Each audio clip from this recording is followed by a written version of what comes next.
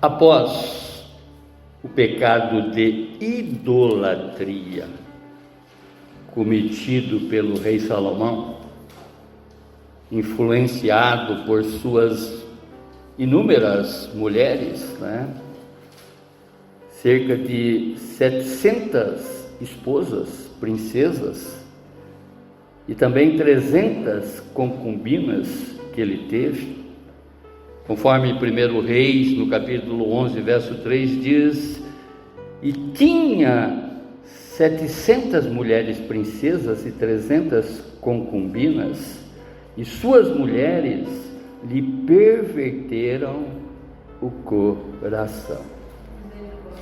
Muitas dessas mulheres eram estrangeiras, consequentemente elas vinham com as suas tradições, com as suas adorações,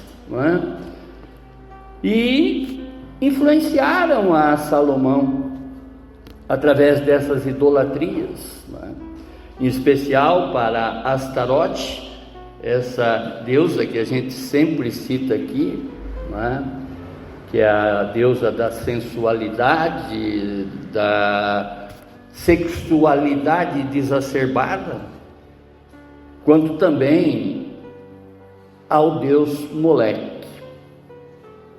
Diz a palavra em 1 Reis, no capítulo 11, dos versos 5 a 7, um resumo, que Salomão seguiu a Astarote, deusa dos sidônios, e a Micom, abominação dos amonitas. Assim fez Salomão o que era mal perante o Senhor. Então edificou Salomão um altar a Camus, abominação de Moabe, no monte fronteiro a Jerusalém, e a Moleque, abominação dos filhos de Amon. Isso tudo está escrito em 1 Reis, no capítulo 11, do verso 5 a 7. A partir dessa idolatria de Salomão, Deus castiga o rei Salomão. Em outras palavras, pelo fato de, de todas essas abominações, de todos esses outros deuses das quais ele passou a adorar, ele fez o que era ruim aos olhos do Senhor, e Deus castiga. Deus castiga Salomão não no reino dele, mas sim no reino do filho dele. Por amor a Davi, pela obediência a Davi, Deus poupa Salomão exatamente no reinado dele, mas castiga exatamente ele através do reinado do filho, aonde que Deus diz que vai usar um servo de Salomão para ser rei, juntamente com Roboão. E ele levanta exatamente, Jeroboão, que era um servo de Salomão. Lógico que quando Salomão ouve isso do Senhor, ele procura de toda forma matar Jeroboão, mas não consegue. E no reino de Roboão, Deus divide as 12 tribos de Israel, sendo que 2 vão ficar exatamente em Judá, e as outras 10 vão para Samaria. Samaria, o reino de Israel, o reino norte, e Judá, o reino sul, em Jerusalém. De todos os reis que a Bíblia cita, a partir dessa divisão, somam 39 reis desta divisão, sendo que 19 vão reinar no reino norte, ou seja, em Samaria, no reino de Israel, e 20 no reino sul, em Jerusalém, reino de Judá. E diz a Bíblia que desses 39 reis, somente 4 fizeram o que era reto aos olhos de Deus: Asa, Josafá, Ezequias e Josias. Como também desses 39 reis, tanto no reino de Israel quanto no reino de Judá, 2 foram muito terríveis. Um no reino norte, chamado Acabe, e outro no reino sul, no reino de Judá, chamado Manassés. Abra a Bíblia de vocês, 2 Crônicas, no capítulo 33. 2 Crônicas, no capítulo 33, a partir do verso 12.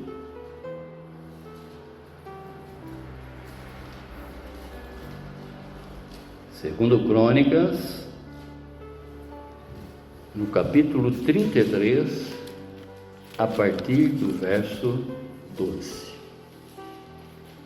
Diz a palavra: em sua angústia, Manassés buscou o Senhor seu Deus e se humilhou com sinceridade diante de Deus de seus antepassados. Quando ele orou, Deus ouviu sua súplica, atendeu a seu pedido e trouxe de volta a Jerusalém e a seu reino.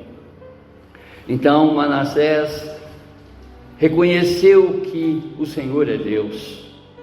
Depois disso, Manassés reconstruiu o muro externo da cidade de Davi bem alto, desde o oeste da fonte de Gion, no vale de Cedron, até a porta do peixe e ao redor da colina de Ofel. Colocou comandantes militares em todas as cidades fortificadas de Judá. Manassés também removeu do templo do Senhor os deuses estrangeiros e os ídolos que ali ele havia colocado. Derrubou todos os altares que havia construído na coluna do templo e todos os altares em Jerusalém e os jogou fora da cidade. Depois restaurou o altar do Senhor e apresentou sobre ele sacrifícios de paz e ofertas de gratidão. Também incentivou o povo de Judá a adorar o Senhor, o Deus de Israel. Abaixe a sua fronte, feche os seus olhos e vamos falar com Deus. Vamos pedir para que o Senhor, através da história desta personagem, o rei Manassés, traga exatamente informações necessárias para que nós possamos cada vez mais fazer o que é reto, o que agrada aos olhos do Senhor, e que deixemos cada vez mais também de fazer as coisas que lhe desagradam, que possamos sair aqui desta manhã na compreensão dessa história, na restauração desse Deus que não faz acepção de pessoas, que possamos viver exatamente essa história no dia a dia da nossa vida terrena, para que nós também possamos achar graças, não é? Que o Senhor possa achar graças através das nossas vidas na contemplação sobre cada um de nós. É o que lhe pedimos e já te agradecemos, no nome sagrado do seu Filho Jesus. Amém, amém, amém. O tema: Deus restaura. Deus restaura. Eu sempre digo para vocês que nós não temos a capacidade de julgar quem quer que seja. Nós não sabemos se Salomão foi ou não salvo, ainda que com toda a sua idolatria. Nós não sabemos se Manassés foi ou não salvo, ainda com toda a sua perversidade, com a sua rebeldia, com a sua idolatria também. Porque o julgamento vem de Deus e não de homens, conforme está escrito no Evangelho de Mateus, no capítulo 7, verso 1, que nós não devemos julgar as pessoas, porque da mesma maneira que nós julgamos, também seremos julgados. Então não nos compete ficar com achômetro, muito pelo contrário, e sim colocar exatamente tudo através da onisciência, através da onipresença e através da onipotência do nosso Deus e Pai, esse Deus de amor, esse Deus piedoso, esse Deus de misericórdia. Amém, irmãos? Quantas vezes você já ouviu dizer, ou até mesmo afirmou num determinado momento, tipo, esse aí não tem jeito,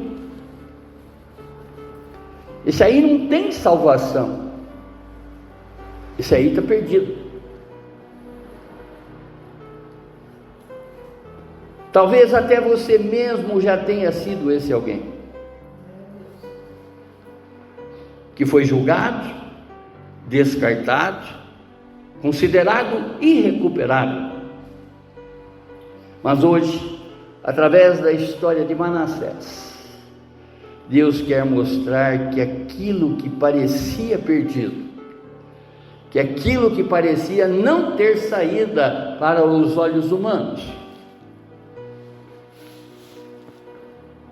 oh Deus restaura. Manassés foi um rei da qual, usou muito da idolatria, fez uma rebelião constante e consciente com relação ao Deus dos seus antepassados,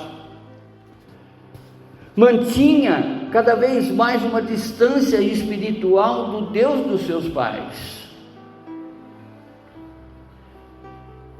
Mas aqui Deus nos mostra exatamente onde a graça começa a trabalhar, não com pressa, mas com propósito, não com julgamento, mas com misericórdia. Imagine agora você, observando exatamente alguém que cresceu ouvindo sobre Deus, frequentando a igreja na infância, mas que ao longo da vida se afastou completamente de Deus, envolvendo-se com idolatrias modernas hoje, como o dinheiro, o prazer, o status, as práticas destrutivas através dos vícios todos que nós ouvimos e a gente vê por aí, relacionamento abusivo e até mesmo orgulho espiritual. Essa pessoa, é claro que ela construiu no decorrer da vida dela, muitos altares de outras coisas no seu próprio coração, menos o altar para Deus, que infelizmente, hoje a gente vê muitas pessoas aí apostatadas, se afastando devagar e devagarzinho, mas se afastando exatamente de Deus, entristecendo Deus, fazendo exatamente o que não é saudável, o que não é admirável aos seus olhos. Deus quer a todos indistintamente, Ele veio para todos, Ele não faz acepção, ao contrário, Ele é misericordioso, Ele é amoroso, Ele é piedoso, E diz a palavra que a sua misericórdia dura para sempre. Assim foi Manassés. Ele conhecia o Deus do seu pai, que era o rei Ezequias, mas escolheu o caminho oposto. Seu passado foi marcado por rebeldia consciente, idolatria pública e violência espiritual. Ele não apenas se afastou, mas também liderou outros a esse erro. Mas então veio o exílio, a dor, a solidão, o fundo do poço. E ele se lembrou do Deus do seu pai. Humilhou-se, orou e foi restaurado. O contexto histórico.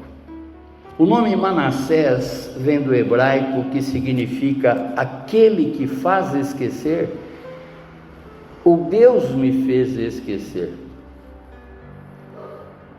Esse nome ele carrega a ideia de superação, perdão e recomeço, não é? Sendo que originalmente ele foi usado por José quando deu esse nome de Manassés ao primeiro filho, colocando exatamente, não é, esse nome com o sentimento que ele estava tendo naquele instante, as dores que ele estava sentindo do seu passado. Em Gênesis, no capítulo 41, verso 51, diz: José chamou o filho mais velho de Manassés, pois disse: Deus me fez esquecer todas as minhas dificuldades e toda a família do meu pai. Os irmãos tinham, não é, judiado de José, venderam ele como escravo. Esse era um sentimento que nutria nele, que de repente, quando nasce o filho, ele homenageia o filho, colocando exatamente esse nome, não é? Aquele que me fez esquecer, Deus me fez esquecer. E no caso de Manassés, o nome ele ganha uma profundidade muito maior, se observarmos, não é? Porque no final da sua vida, quando ele se arrepende, ele é totalmente restaurado. Tradicionalmente atribuído, né, pelos estudiosos, o livro de 1ª e 2ª Crônicas, né, com a escrita de Esdras. O livro de Crônicas, eles são baseados em registros históricos, né, registros genealógicos e eventos proféticos. A data provavelmente dessa escrita deve ter sido entre 450 a 430 a.C., durante o período pós-exílio, quando os judeus estavam reconstruindo Jerusalém e o templo. O livro de Crônicas, ele foi feito para lembrar a fidelidade de Deus ao longo da história de Israel, tanto no Reino Norte quanto no Reino Sul. Como também para mostrar que arrependimento leva à restauração, mesmo após grandes quedas. Manassés, ele não foi apenas um rei que caiu, mas foi um homem que foi restaurado para mostrar que a graça de Deus é maior que qualquer pecado do passado. Ao olharmos para essa personagem, nós observamos que a graça de Deus é poderosa para restaurar até aqueles que se afastam profundamente, né? E o arrependimento sincero é o caminho para a reconstrução da comunhão com o Senhor. É aquilo que na abertura foi trazido aqui, que João Batista, não é, vindo do deserto, pregava para todas as pessoas, porque ele pregava exatamente o arrependimento. Arrependam-se, porque atrás de mim está vindo aqueles que, não é, eu não sou nem digno de desatar as sandálias dele. Deus espera exatamente com que a gente recobre a nossa consciência, né? E se volte para Ele. Ele espera exatamente o arrependimento. E vamos ver exatamente a história dessa personagem para que, não é, possamos fazer comparações com muitas das pessoas que às vezes a gente até já condenou nessa vida. Nós encontramos nessa escrita diversas evidências do agir da graça de Deus na vida de Manassés, mostrando como o Senhor transforma queda em arrependimento, exílio em altar e ruína em redenção. O mesmo Deus que fez isso com Manassés continua fazendo hoje a mesma situação conosco também. Ele é um Deus de amor, Ele é um Deus de misericórdia, conforme Jeremias escreve em Lamentações, que é pelo amor de Deus, pela sua misericórdia, a razão de ainda não termos sido consumidos. Quantas coisas de errado a gente já fez nessa vida, irmãos, que até mesmo a gente já se condenou. Quantas pessoas que já estão se condenando, que têm vergonha até de voltar para um culto. Às vezes no inconsciente dela, né, essa vergonha está separando ela de Deus. Por isso que a palavra a todos os instantes nos chama a atenção para que a gente faça um autoexame, para a gente que se examine a nós mesmos. Quantas coisas de errada que a gente assiste e que às vezes a gente toma partido em condenar pessoas, fazer exatamente pré-julgamentos, sendo que só um é capaz de julgar todas as coisas. Falávamos ontem aqui na INC, né, como também, né, estivemos todos dessa nação diante de um tribunal, aonde que para muitos foi feito justiça e para outros foi feito injustiça. Mas nada foge aos olhos do nosso Deus e Pai, esse Deus justo, o justo juiz, o juiz soberano. E não esses que se intitulam soberano de situações. Muito pelo contrário. Nós temos um Deus sobre todas as coisas. Esse Deus nos esquadrinha por inteiro, conhece exatamente o nosso deitar, conhece o nosso levantar, conhece o nosso caminhar. Devemos descansar exatamente na sua onisciência, na sua onipresença e na sua onipotência, no seu verdadeiro amor, na sua misericórdia. Como Ele é para nós, Ele também é para o nosso semelhante. Portanto, não nos compete julgar ninguém, porque, não é? A Bíblia ela é repleta de histórias de pessoas das quais a gente imaginava que não tinha solução. E com o arrependimento dessa pessoa, Deus entra de volta no cenário da vida dela. Não que ele algum momento deixou de estar, mas ele foi convidado para voltar, não é? E aí ele age, aí ele restaura, aí ele salva. Primeira evidência sobre a angústia que nos desperta. Diz a palavra: em angústia, Manassés buscou o Senhor seu Deus, e se humilhou com sinceridade diante do Deus de seus antepassados.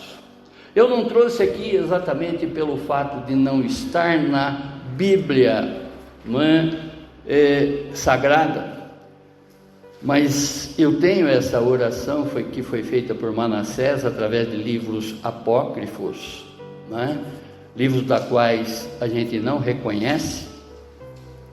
Então eu não trouxe aqui para que não paire dúvida.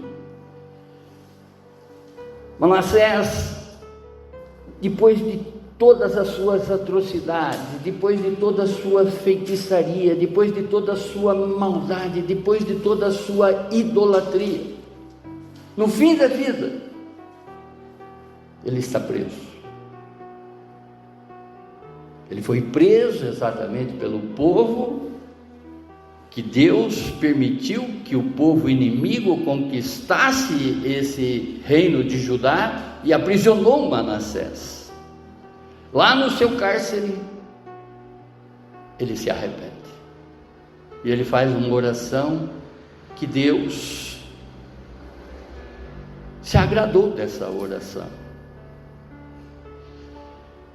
A aflição foi o instrumento que Deus usou para quebrar o orgulho de Manassés e levá-lo ao arrependimento. Quantas pessoas que orgulhosas têm vergonha até de entrar numa igreja hoje? Quantas pessoas? Quantas pessoas que estão vivendo exatamente, não é, diferente daquilo que foi educada, daquilo que foi preparada para que vivesse, e não vivem mais essa espiritualidade que agrada aos olhos do Senhor. Manassés, ele tinha 12 anos de idade quando ele assume o reinado de Judá, herdado do seu pai Ezequias. Nós conhecemos a história de Ezequias, sabemos exatamente que era um rei totalmente rendido, um rei que estava, não é, constantemente agradando a Deus. Ele foi ensinado como criancinha até os 12 anos, né? Diz a psicologia, não é? Que com 12 anos a pessoa já tem noção do que é certo e o que é errado. Então ele foi ensinado.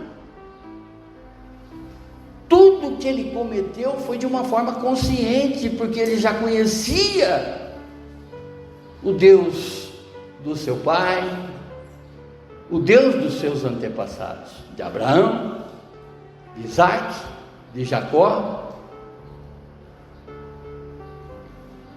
A dor, quando santificada, ela pode tornar-se um canal de bênção e transformação. Manassés, ele estava espiritualmente falido, mas descobriu que a misericórdia de Deus é maior que qualquer falência humana. O arrependimento genuíno não é apenas emocional, mas envolve exatamente uma mudança de direção.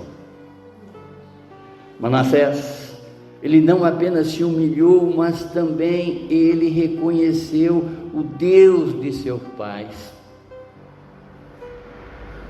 Deus, ele não apenas nos perdoa, mas ele nos reposiciona para a verdadeira graça, que essa graça não nos deixa no chão, ela nos levanta e nos devolve o verdadeiro propósito, que é agradar ao nosso Deus e Pai, e não mais a nós. Quando nós olhamos exatamente para todas as personagens bíblicas, aquilo que eu sempre falo para vocês, Deus deixou uma historinha já contada, não é uma historinha de era uma vez, porque essa história se repete dia após dia na nossa vida. Nós conhecemos muitos Manassés, conhecemos muitos Ezequias, glória a Deus. Então nós podemos exatamente tirar, não é, como se fosse uma xerox, uma fotocópia de um comportamento de vida que agrada a Deus e copiar. Naquilo que eu sempre falo para vocês, quando nós estamos debruçados no livro de Salmos, nós estamos ali diante de poesia, no primeiro momento, diante de palavras. Mas ao copiarmos exatamente o posicionamento desses salmistas, nós estamos diante de promessas que farão e terão resultado na nossa vida. Se copiarmos exatamente o comportamento dessas pessoas, dessas personagens todas. Oh glorioso! Se Deus restaurou um rei idólatra, Ele pode restaurar qualquer vida que se humilha diante dele. Diz a palavra que Manassés também sacrificou os seus filhos no fogo. Verso 3, desse mesmo capítulo 33 de 2 Crônicas. Esse sacrifício nós não podemos aquilatar se chegou à morte ou não. Mas tudo leva a crer que ele sacrificou por idolatria, ele matou os seus filhos queimado. Interessante que a palavra do fogo aqui é um fogo incessante, que é gema. Ele jogou exatamente os seus filhos, entregando exatamente a ídolos, por idolatria. Segunda evidência, sobre a humilhação que nos aproxima. Quando ele orou, Deus ouviu a sua súplica, atendeu a seu pedido e o trouxe de volta a Jerusalém e ao seu reino. Então Manassés reconheceu que o Senhor é Deus. Verso 13. A oração que nasce da humilhação é a que Deus ouve. Manassés não apenas falou com Deus, mas se rendeu a Ele totalmente. Deus espera em cada um de nós a maior sinceridade, a maior verdade. Conforme a conversa de Jesus com a mulher samaritana que estava ali diante dele, uma mentirosa, uma pessoa que vivia sobre um engano de uma vida toda. A mulher já estava no 5º casamento. E Jesus, nesse diálogo, ele diz para ela: haverá um tempo, esse tempo já é. O que você está ouvindo agora, você tem que sair daqui e já praticar esse tipo de coisa. Esse tempo já é, em que o Senhor está buscando os verdadeiros adoradores, aqueles que o adoram em espírito e em verdade, e não necessariamente num lugar ou no outro, porque a concepção dela, ela tinha que adorar em Jerusalém, ou adorar em Samaria, ou adorar em templos. Nós adoramos a Deus com as nossas atitudes. Nós reverenciamos a Ele, prestamos um culto a Ele quando nós estamos fazendo a vontade dEle e não mais a nossa.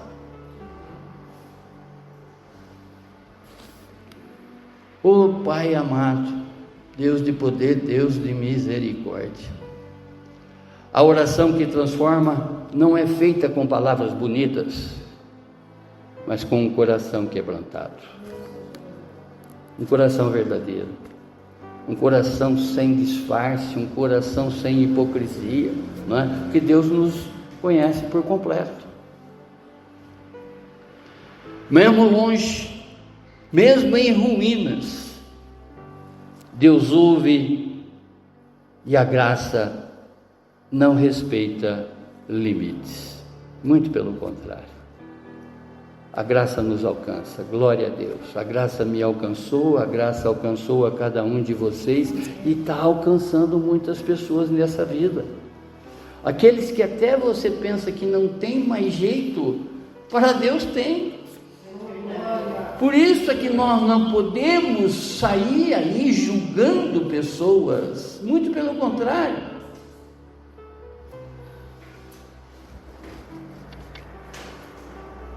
A resposta de Deus à oração de Manassés mostra que não há distância que a graça não possa atravessar. A graça alcança o coração arrependido, onde quer que ele esteja. Se Deus trouxe Manassés de volta, isso evidencia que ele pode trazer qualquer um de nós. Manassés orou com sinceridade, não com religiosidade. Deus não rejeita quem se aproxima com verdade no coração. Ele é um Deus onisciente, Ele sabe de tudo. Ele é um Deus presente, Ele nunca se aparta de nós. Ele sabe exatamente, não é, aquilo que nós estamos fazendo, aquilo que nós estamos dedicando para Ele. Ele sabe aquilo que nós estamos rejeitando para não ficar distante dEle. Conhece tudo de nós, sabe exatamente do nosso esforço, como também sabe da nossa acomodação. Como Ele conhece nós por inteiro, não é? Ele sabe exatamente o que nós estamos sendo diante dele, se verdadeiro ou não. Amém, irmãos? Amém. Oh Deus, terceira evidência sobre a restauração que nos reposiciona, verso 14. Depois disso, Manassés reconstruiu o muro externo da cidade de Davi, bem alto, desde o oeste da fonte de Gion, no vale de Cedron, até a porta do peixe e ao redor da colina de Ofel. Colocou comandantes militares em todas as cidades fortificadas de Judá. A reconstrução do muro e a reorganização militar, né, mostra exatamente que Manassés assumiu novamente a sua responsabilidade como líder, e agora com temor de Deus. Ele precisou ser jogado numa masmorra, ele precisou ser jogado num cárcere, né? Ficar exatamente numa solitária. Ele precisou ser um prisioneiro para conquistar a sua restauração. Ele foi levado ao limite das suas iniquidades, das suas atrocidades. O muro reconstruído representa mais do que a defesa física. É símbolo de limites restaurados, ou seja, valores reerguidos e proteção espiritual. Deus sabe exatamente das nossas vulnerabilidades. Nós sabemos, como também Ele sabe. Devemos erguer muros de resistência com relação a esse mundo, não é? Que frequentemente está nos convidando para que a gente volte para Ele e se afaste cada vez mais de Deus. Devemos colocar exatamente as nossas limitações diante do Senhor, sabendo que Ele é um Deus que pode infinitamente mais além daquilo que pedimos ou até pensamos. Uma vez que nós estamos sendo verdadeiros, uma vez que nós estamos declarando para Ele, não é? Tudo que é do nosso ser, que Ele conhece. Estamos nos apresentando para Ele como um verdadeiro adorador, que reconhece exatamente todos os seus atributos, conhece as suas qualidades, que Ele é um Deus restaurador. Ele é um Deus piedoso, Ele é um Deus que quer exatamente com que tenhamos vida e vida em abundância.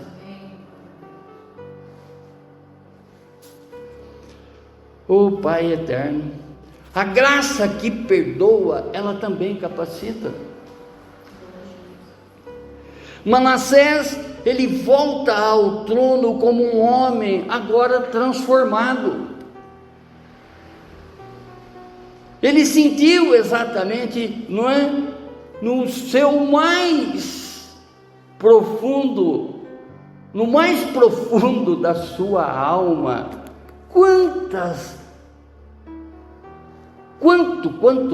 quanto, melhor dizendo, ele desagradou a esse Deus. E ele pede perdão, ele se arrepende verdadeiramente. Vejam, não é? Nós poderíamos estar julgando ele agora pelo fato de ele ter levado seus filhos a sacrifício. Poderíamos estar julgando ele agora por ele ser um idólatra. Poderíamos estar julgando ele agora sobre qualquer coisa que ele fez que desagradou ao olhar de Deus. Mas diz a palavra que ele reconheceu quem é o Senhor. Diz a palavra que o Senhor o restaurou. O Senhor o transformou. Que poderemos dizer de qualquer pessoa da qual está no nosso convívio ou não, diante de uma personagem, diante de uma história dessa? Que não é uma história, não é, com E, e sim com H. É uma história que Deus deixou escrita e revelada para que a gente tome como modelo, e sendo misericordioso, para que sejamos misericordiosos assim como Ele é, levando as pessoas ao arrependimento e não julgá-las.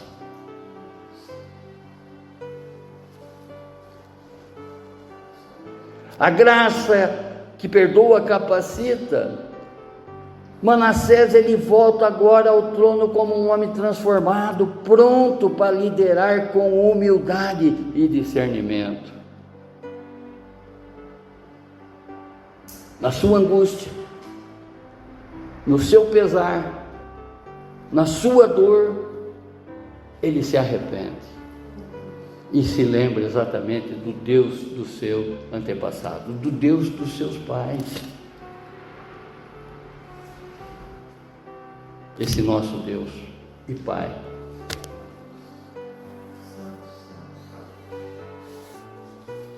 Manassés, agora transformado, começa a reparar o que antes havia negligenciado.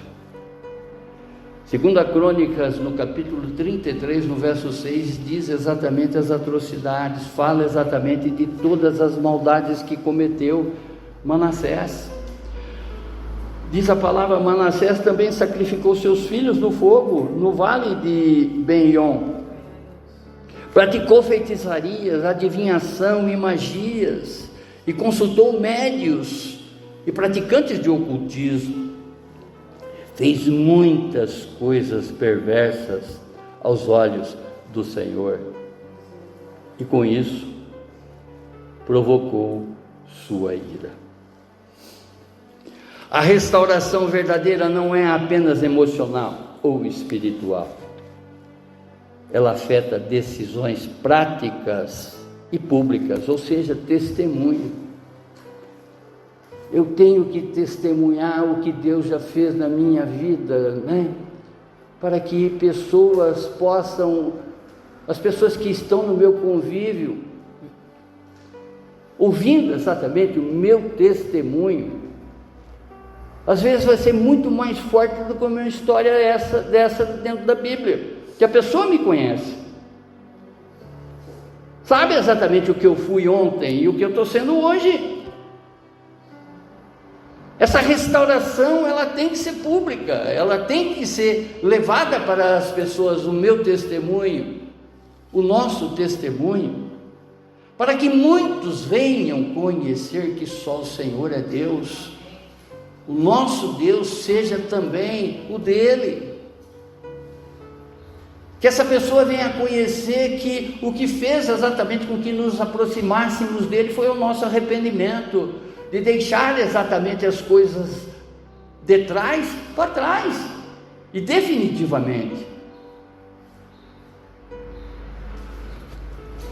A restauração não é apenas voltar a ser quem éramos antes, mas sim a ser quem Deus sempre quis que fôssemos. A graça não nos deixa no mesmo lugar, ela nos reposiciona, ou seja, nos coloca, né? Com um propósito maior, com o propósito de Deus na nossa vida, porque Deus tem um propósito para a vida de cada um de nós.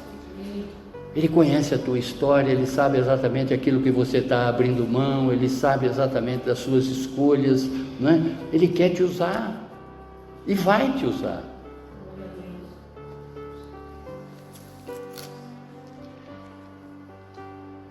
Quando a graça nos reposiciona, ela nos dá autoridade, com humildade, e essa humildade, essa autoridade influencia, não é? Há muitas outras pessoas que nós estamos exatamente mostrando o temor e o tremor que nós temos desse Deus, que nós aprendemos a fazer a vontade dele, não é?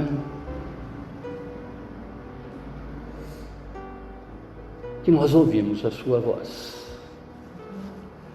Quarta evidência sobre a purificação que é encontrada através da nossa mudança. Verso 15 e 16. É perceptível através da nossa mudança. Manassés também removeu do templo do Senhor os deuses estrangeiros e o ídolo que havia colocado ali. Derrubou todos os altares que havia construído na coluna do templo e todos os altares em Jerusalém, e os jogou fora da cidade. Verso 15.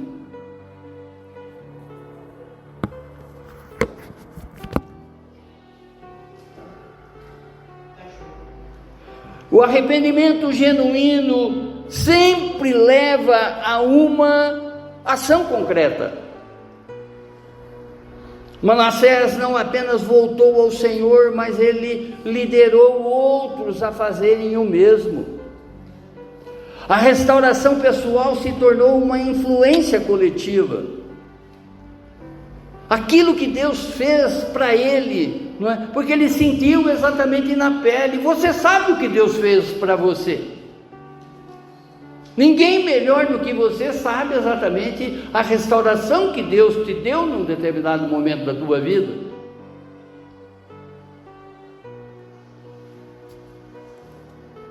O arrependimento genuíno, ele leva exatamente a uma ação concreta. Vejam isso. Não basta sentir apenas, é preciso mudar.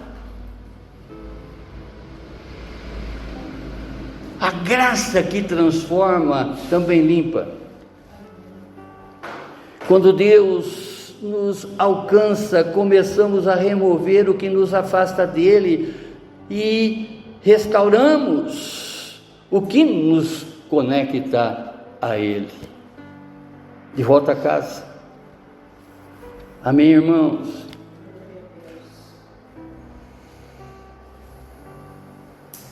Ó Pai eterno, Deus de poder, Deus de misericórdia. Depois restaurou o altar do Senhor e apresentou sobre ele sacrifícios de paz e ofertas de gratidão. Também incentivou o povo de Judá a adorar o Senhor, o Deus de Israel. Verso 16. A restauração do altar e a renovação do culto mostram que o arrependimento de Manassés foi profundo e prático, e não da boca para fora, não teórico. Manassés, ele ofereceu sacrifícios de paz e gratidão, agora não apenas para cumprir um ritual,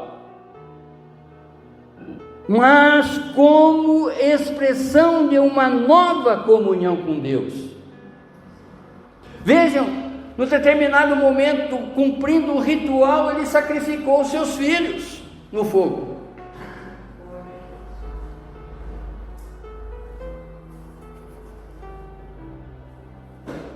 A adoração que agrada a Deus nasce da gratidão. Quando reconhecemos o que Deus fez por nós, o altar do nosso coração se enche de louvor. Louvar é agradecer a todos os feitos de Deus para a nossa vida. Louvar é reverenciar, é cultuar a esse Deus que fez ontem, está fazendo hoje e fará por nós eternamente. E quem é restaurado, naturalmente, deseja que outros também conheçam esse Deus. Manassés não guardou a sua restauração para si. Ele incentivou o povo a voltar para o Senhor. Aquilo que eu sempre falo, né? Não basta você vir aqui, ouvir essa palavra e reter essa palavra somente para você. Tem pessoas aí fora carentes exatamente para ouvir uma história dessa, não é? Ou principalmente para ouvir a sua história. Como que foi a tua conversão? Como que foi o teu encontro com relação ao Senhor?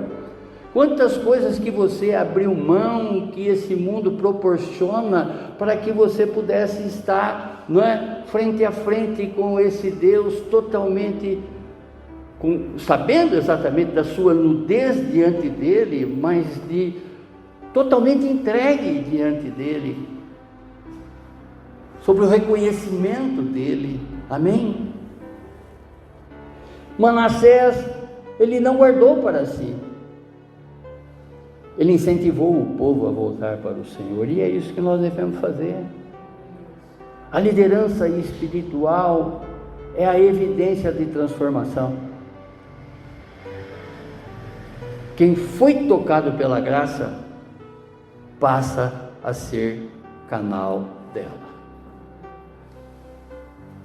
O culto coletivo, ele foi reorientado para o Deus verdadeiro, após anos de desvio.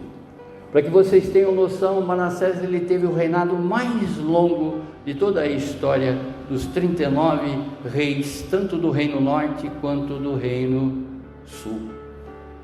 Ele reinou em Judá durante 55 anos, mais que Davi, mais que Salomão, mais que Ezequias, o seu próprio pai. A história de Manassés mostra que nenhuma queda é profunda demais para a graça de Deus. Ele foi um rei que mergulhou na idolatria, mais uma vez desprezou o templo, corrompeu o povo, e mesmo assim, quando se humilhou, Deus o ouviu e o restaurou e o reposicionou.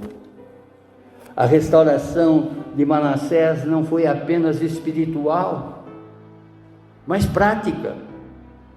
Ele reconstruiu muros, purificou altares e influenciou outros a adorarem ao Senhor. Isso nos ensina que o arrependimento verdadeiro sempre gera frutos visíveis. Se Deus fez isso com Manassés, Ele pode fazer com qualquer um de nós. Ele pode fazer com qualquer um dos seus.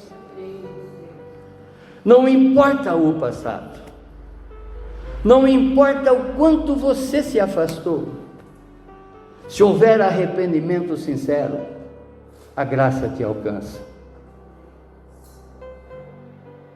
te levanta e te reposiciona. Hoje o Senhor continua dizendo: volta para mim, porque eu sou gracioso e pronto para te restaurar. Abaixe a sua fronte, feche os seus olhos.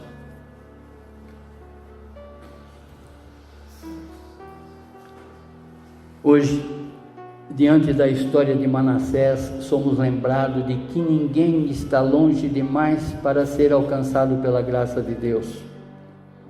Ele caiu muito fundo, mas quando se humilhou, Deus o ouviu e o restaurou e o reposicionou. Talvez você esteja vivendo em um tempo de angústia, afastamento, ou até mesmo com vergonha espiritual. Talvez tenha construído altares errados, envolvidos com ídolos modernos, orgulho, vício, incredulidade, religiosidade vazia. O mesmo Deus que restaurou um rei idólatra está aqui hoje para lhe restaurar também. Não importa o quanto você se afastou, importa que você volte. A graça está disponível, a restauração é possível e o altar pode ser reconstruído. Se hoje você se sente que Deus está te chamando para um novo começo, responda com fé e humildade. Ore aí mesmo em silêncio em seu lugar. Reconheça a sua condição e permita que Deus reconstrua a sua história. Porque o Senhor é Deus. E Ele continua transformando ruína em redenção. Volte, ó Israel, para o Senhor, seu Deus, pois seus pecados causaram a sua queda. Oséias, no capítulo 14, verso 1. Obrigado, Pai. Obrigado, Senhor, por nos revelar através da história do rei Manassés, esse rei menino, que até a sua meninice tinha aprendido exatamente os caminhos do Senhor, mas que durante um bom período da sua vida, durante todo o seu reinado, ou quase todo o seu reinado, fez as coisas que desagradaram, melhor dizendo, aos seus olhos, Pai. Que nós possamos sair daqui compreendendo que essa história do rei Manassés, ela está presente nos nossos dias. Conhecemos muitas pessoas que estão aí apostatadas, muitas pessoas que estão desviadas do caminho que o Senhor espera com que realmente elas trilham. Com que trilhemos? Que essa história possa entrar no mais profundo do nosso ser, tocar verdadeiramente a nossa alma, Pai, para que nós possamos compreender que só o Senhor é Deus, que a sua graça já nos alcançou e que jamais nós podemos nos separar de Ti, Senhor. Permita-nos, Senhor, que cada vez mais façamos a sua vontade, Pai, e não mais a nossa. Queremos só acertar. Queremos fazer só com que seus olhos contemplem em nós prazer, Senhor. Alegria, Senhor. Verdade, Senhor. É o que te pedimos e já te agradecemos no nome sagrado do seu Filho Jesus. Amém, amém, amém. Glórias a ti, Senhor, glórias a ti, Senhor.